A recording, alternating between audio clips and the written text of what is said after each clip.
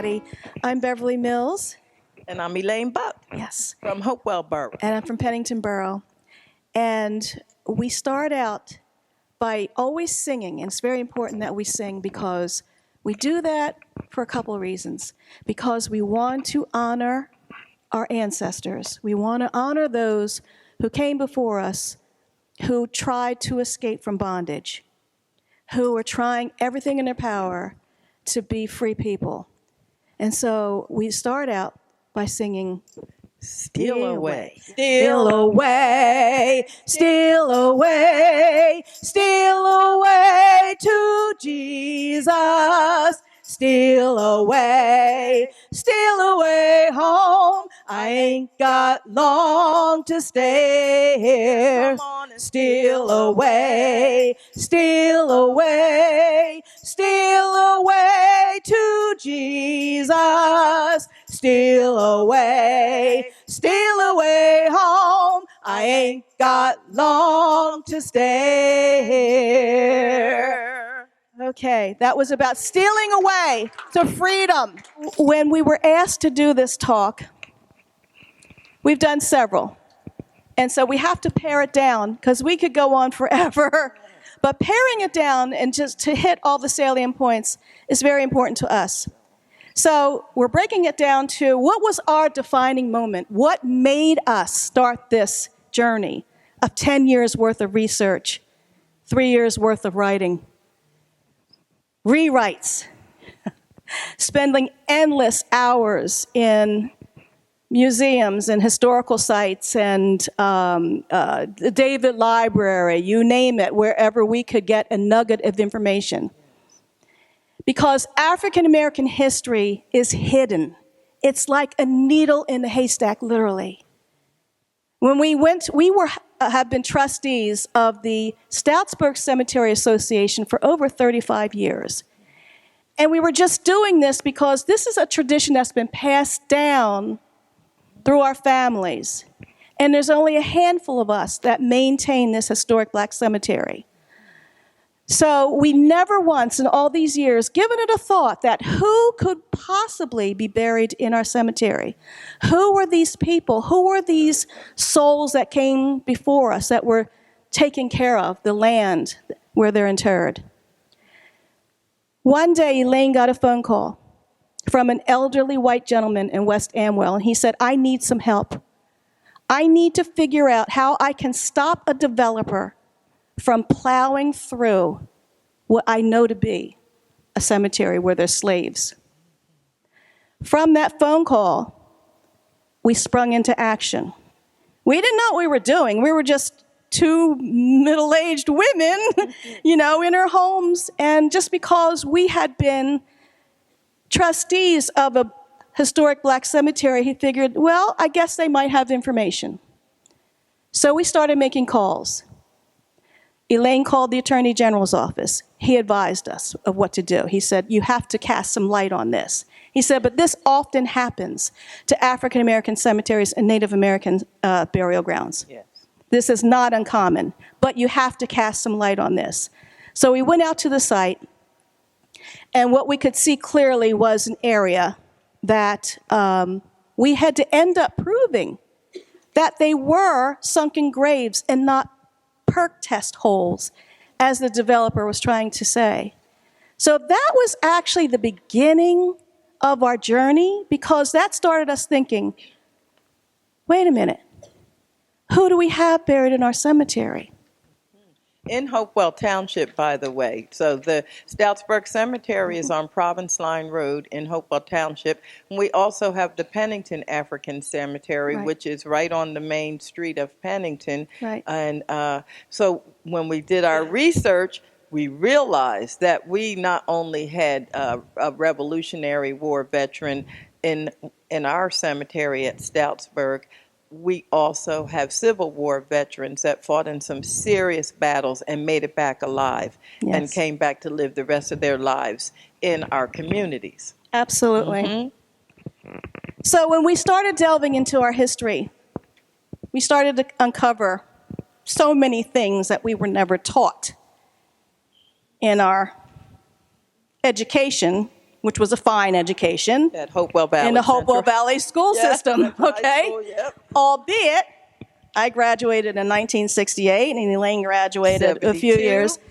But still, there were so many things that we had never heard of. For instance, we were never taught that New Jersey was a slave state. We were never taught that all the original 13 colonies were slave-holding states. We never knew that slavery existed in the North. We always thought, oh, this is just a Southern phenomenon. Had nothing to do with the North. We were unscathed. No. We couldn't have been more wrong. And as we started to delve further, imagine our surprise, especially me, when I found out that I was a descendant of enslaved people right in my own backyard, right in Hopewell Township. Imagine my surprise when I found out that I was the fourth great-granddaughter to someone named Frost Blackwell, who was owned by a very prominent family in Hopewell Township. All kinds of things named after the Blackwell family. In this community also. And in this community, Blackwell too. Mills and all the Yes. roads here that have the same name. Yes.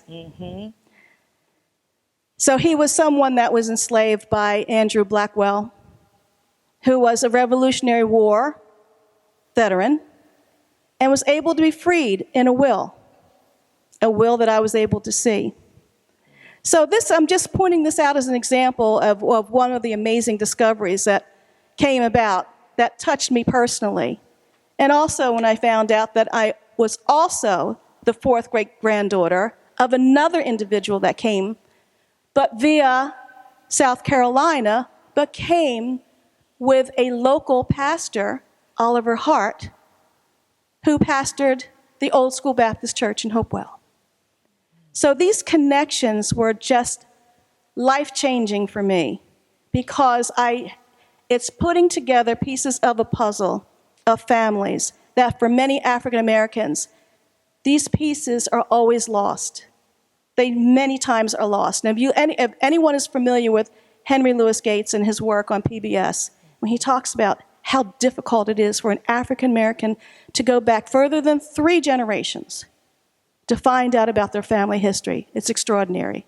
And I've been able to do it for 5 generations so far. Yes. So Elaine's going to talk a little bit about the problems that we have encountered. So we researched how did we get here as African Americans in Hillsborough and surrounding areas. We came in on slave ships and the Middle Passage. And if you notice, when you look at that, these slave ships are filled with Africans that were brought here as enslaved individuals. They weren't slaves when they were captured. They were literally captured and kidnapped and brought to now. Our research has shows that they were brought to different ports. One of the ports that they were brought to was in Long Island. So we show you some of the ways that they were kidnapped and some of the contraptions that were made specifically to kidnap people and bring them here to America and other places that they were brought to. And there's another contraption. So these people were not happy-go-lucky people that just came on their own volition. They were kidnapped and brought here. These are some of the punishment devices that were used if they gave you any grief. So our research has people coming in on those big slave ships right to New York and coming down. Perth Amboy was one of the places where the people would be auctioned off. And you could hear at any time people at the auction saying, Negro wenches for sale. That was the name for the girls. Or they would say that we have Negro boys for sale right here in Perth Amboy in the Raritan Bay. And then they would go on smaller vessels and come right to our communities, right down into New Brunswick and then, right into our own community. So that research was hard to hear. And then, of course, we see the Delaware and Raritan Canal. And so the construction years are 1831 to 1834. A lot of the enslaved African people would help to build the canal. And it was right here in our own towns. And so then we see the Millstone Valley Scenic Byways. Well, these byways were used to transport people right to our communities. And that's how a lot of times that we got to here. So you'll see that Millstone all the way down to Kingston.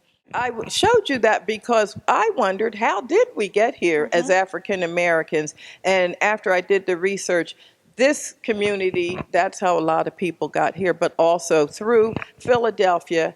And the slave ships would come into Philadelphia, and they'd come right up to Delaware, and then they would be purchased in our own communities at auctions, like the cattle. They would be auctioned off at the same time as the cattle and other different items, and they were actually Negro sales. And then we were brought here to these communities. If you look around, there's big. When we talk about our communities, we talk about some people could own 100 acres, and they needed people to work on these farms, and they worked for free, and they were enslaved African Americans. Last week we just found out about the Native American presence, but we focus in right now on the African American presence, and then we researched back to our own relatives being part of the African Americans that helped to build this community. So, what we grapple with, and we spent so many years so far researching, and it's ongoing, but we knew that this information had to get into the schools because African American history is American history, and you cannot separate the two. And no, February, even though it's Black History Month, we do not need to have 1 month relegated to Black history and to learn about Harriet Tubman and Sojourner Truth and Martin Luther King. Because what we discovered that there are so many people that contributed to the wealth of this nation and the building of this nation, and to ignore that history is a tragedy. And why has it been omitted?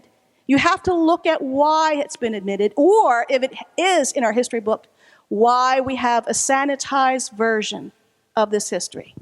So this is our charge. What we need to do is we need to make sure, and you're very fortunate that you have someone like a Scott Cowens. Yes. Okay? Scott. Woo-hoo! Yes. Because that doesn't happen often. No. Trust me. We have been working with Scott in Hillsborough for a couple years, and we couldn't be more happy. However, they were first, not in our own school district, which they're now catching up. Okay? But we understand that many of our educators are white, and this is a difficult topic. And they feel uncomfortable talking about it. We understand that. But there are ways that we can do that. And we also are involved with the Sankofa Collaborative, who give workshops on just that topic. How do you do this? How do you, as an educator, bridge that kind of uncomfortable feeling when you need to talk about difficult topics in African American history? We acknowledge that. But it has to be talked about so we can heal, so we can know where we come from and how this nation was really built, because for too many years, our history has been omitted. Thank you. Thank you so much.